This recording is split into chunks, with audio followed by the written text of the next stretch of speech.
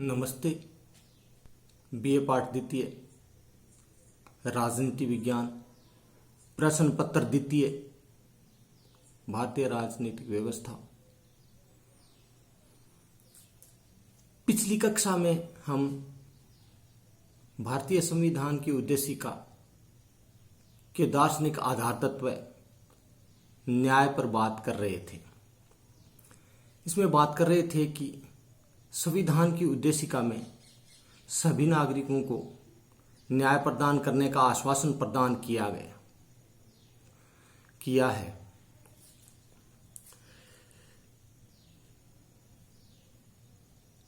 संविधान की उद्देशिका में न्याय को समानता, स्वतंत्रता और बंधुत्व से उच्च स्थान प्रदान किया है। उद्देशिका में न्याय को परिभाषित करते हुए कहा है कि संविधान सभी नागरिकों को सामाजिक, आर्थिक और राजनीतिक न्याय प्रदान करेगा और इसमें भी सामाजिक और आर्थिक न्याय को राजनीतिक न्याय से उच्च स्थान प्रदान किया गया है।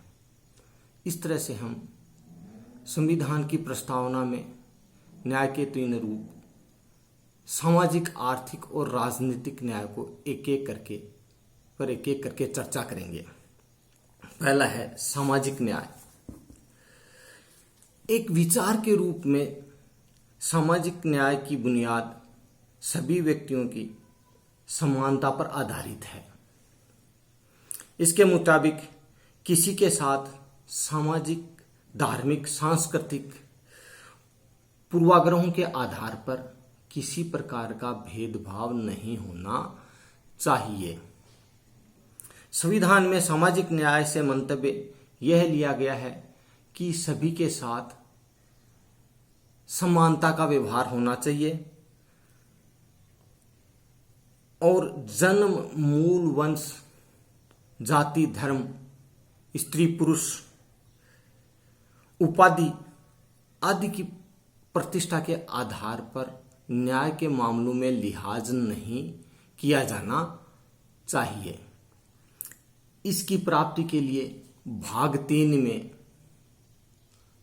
नागरिकों के मूल अधिकारों का प्रावधान किया गया है, विशेषकर अनुच्छेद 15 में। न्याय का दूसरा आधार तत्व है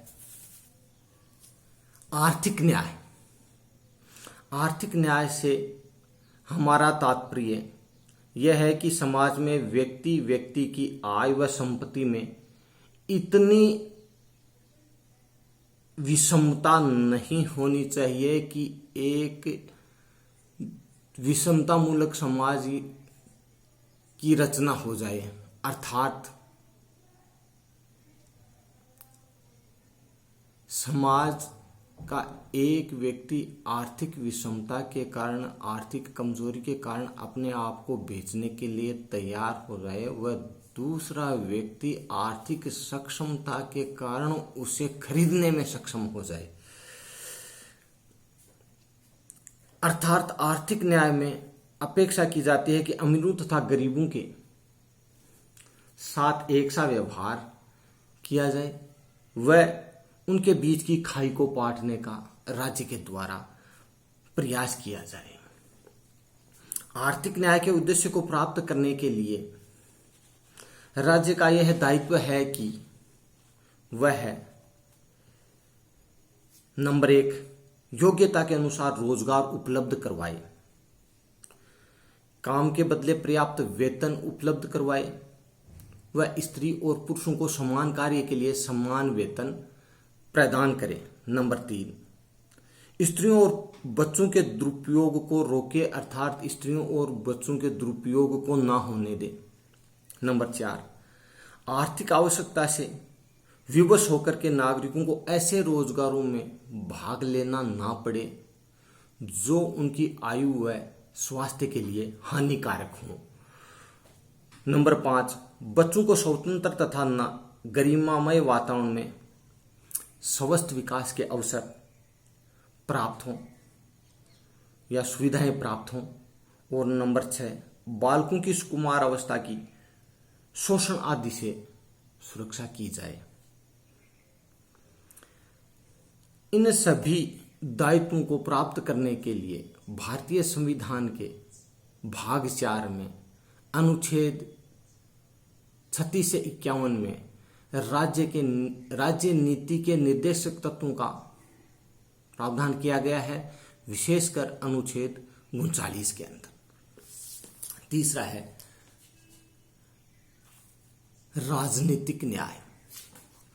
राजनीतिक न्याय का अर्थ है कि जाति, मूल वंश, संप्रदाय, धर्म या जन्म स्थान के आधार पर विभेद किए बिना सभी नागरिकों को राजनीतिक प्रक्रिया में भाग लेने के अधिकार में बराबर का हिस्सा प्राप्त हो। इसके लिए अनुच्छेद 16 में लोक नियोजन में अवसर की समानता का प्रावधान किया गया है और अनुच्छेद 325 व 326 में सभी वयस्कों को राजनीतिक प्रक्रिया में भाग लेने का समान अवसर प्रदान किया गया है। इस प्रकार भारतीय संविधान की प्रस्तावना में सामाजिक, आर्थिक और राजनीतिक न्याय प्राप्त करने की बात की गई है। फिर आगे का दार्शनिक आधार तत्व है स्वतंत्रता, लिबर्टी। हिंदी शब्द स्वतंत्रता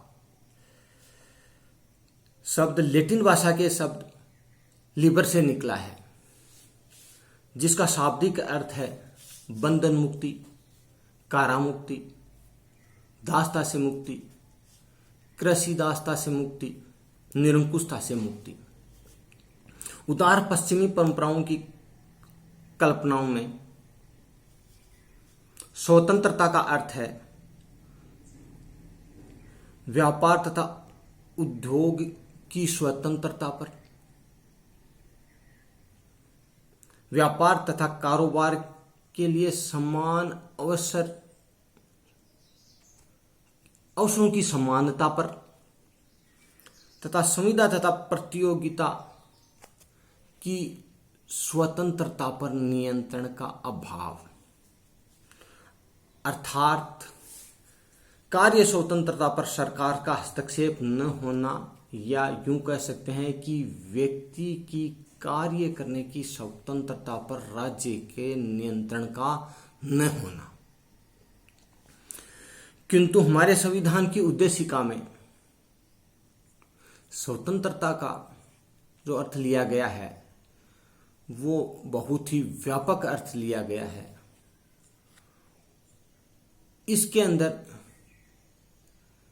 स्वतंत्रता के संबंध में कहा गया है कि विचार, अभिव्यक्ति, विश्वास, धर्म और उपासना की स्वतंत्रता प्रदान की जाएगी। अर्थात संविधान के द्वारा क्या किया जाएगा, व्यक्ति को विचार, अभिव्यक्ति, विश्वास, धर्म और उपासना की स्वतंत्रता प्रदान की जाएगी। इस तरह से यहाँ नकारात्मक स्वतंत्रता के स्थान पर सकारात्मक स्वतंत्रता की बात की गई है और इसको मूर्त रूप देने के लिए भारतीय संविधान के भाग 3 में मौलिक अधिकारों वाले भाग के अंदर अनुच्छेद 19 में विचार और अभिव्यक्ति की स्वतंत्रता प्रदान करने की, व अनुच्छेद 25 से 28 में विश्वास, धर्म और उपासना की स्वतंत्रता प्रदान करने की बात की गई है और इसकी क्रियान्विति के लिए स्वतंत्र न्यायपालिका की व्यवस्था की गई है। इस तरह से भारतीय संविधान के अंदर, भारतीय संविधान की प्रस्तावना के अंदर भारतीय लोगों को स्वतंत्रता प्रदान करने का आश्वासन प्रदान किया गया है, जिसको आगे भारतीय संविधान में मूर्त रूप दिया गया है। आगे का दार्शनिक आधार तत्व है समानता, इक्वलिटी। समानता का तात्पर्य ऐसी परिस्थितियों के अस्तित्व से है जिसके कारण सभी नागरिकों को अपने व्यक्तित्व के विकास हेतु समान अवसर प्राप्त हों। उद्देशिका के अंदर समानता के संबंध में कहा गया है कि संविधान व्यक्ति को प्रतिष्ठा और अवसर की समानता प्रदान करेगा। प्रतिष्ठा और अवसर की समानता प्रदान करेगा। इसके बहुत ही महत्वपूर्ण कानूनी, राजनीतिक और आर्थिक पहलू हैं।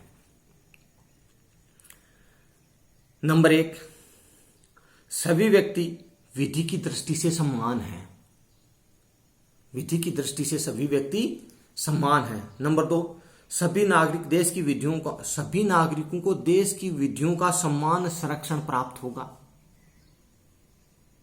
नंबर 3, सार्वजनिक स्थानों में प्रवेश तथा लोक नियोजन के विषय में धर्म, मूलवंश, जाति, स्त्री पुरुष या जन्म स्थान के आधार पर एक व्यक्ति तथा दूसरे व्यक्ति के बीच